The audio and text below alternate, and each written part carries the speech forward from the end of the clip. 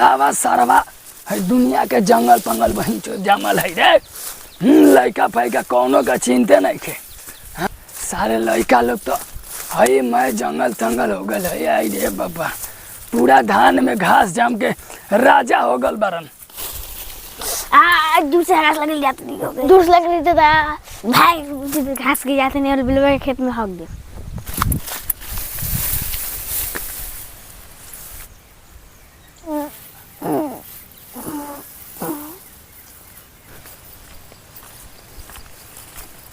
कारे कछुआ बेलवा के खेत में हके कछुआन कर दे रे। घास लगल बा तो हगी नहीं। रात में बेलवा से कहे झगड़ा लगाइन जो सरे जो कह अहन तुमके देह पे हक दे। आवा सारवा लड़का फिरंगी हो गल बा। सब कोई मैं सारा लोग बधार में जाके रहता अपन खेत साफ करता घास उखाड़ के गाय भैंसी खियावता। हमार सारे लड़का जाके सुतल हमान रात भर माई से बतियावा तरन मोबाइल पे। जाए बूढ़ी तू आ जाने आ जा फिर से ये सार के लेके चल जाए तू अपन केचुर के। ऐसा ऐसा लड़का जन्मल हवन सर हो राजा बतावा। मैं लड़का फिरंगी हो गए यार कहाँ जाते लो हैं। कहाँ जाते लो या सारे हो तोहर बाराती जाता नहीं करे तोहर लड़की खोजे जाता नहीं। अब माधव खेता में नहीं देखबो रे सारे तो अभी तो आवता नहीं घरे से। मैं लड़का सर जाता ना बांध सनू उ सरवा सुतत रात भर लड़की से बतियावता। हाँ तो उसे छोड़ा खेता में हगत हवस कौन हगत रे। अभी हकसवा अकसवा खेत में हगता। हाँ बता रे सारे अते कब देखले हा। ओ अभी देखनी होता है कहीं आवत नहीं।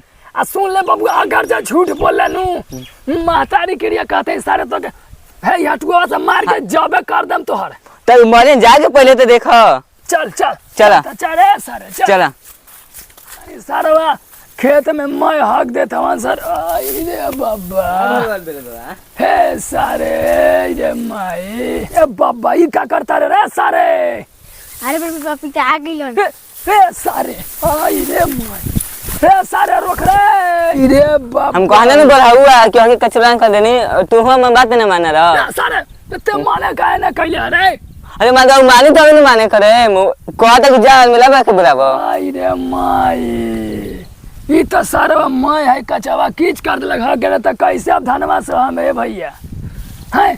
चलो सारे के चलो करा घर ओढ़ान देव जाओ। चलो अरे कि सुन ना ओढ़ान देले सचबा के सारे खेतवा में लुका के आ जब आई है डंडवा से 4-5 गदकी धराई देम सारे के। चलो चलो चलो लुकाई जाओ। हाँ लुका जाओ चलो चल सारा पहले नाश्ता पानी हो जाए चल।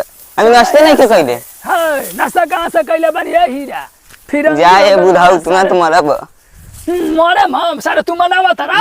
हाँ तुम्हारे बुढ़ा बूढ़ पुरानी आदमी तैसे लेट से खा लाई। ओ चलो चलो तू सारे फिर मारा कि मर जाई हैं। मर जाम तो हमार वृद्धा पेंशन सारे उठा ले बका। ना ना तार दो से हम कैसे उठाई तार बेटा नहीं उठाई ए तो सारे मरे के काहे सारा पता रहा। देखो तो मैं भगवान ऊ के पूरा खेत के बंजर कर देला ना। भगवान तो बेशर्मी हो गल बेलाजी हो गल बड़ा हो भगवान तो के लाज शरम नहीं खे।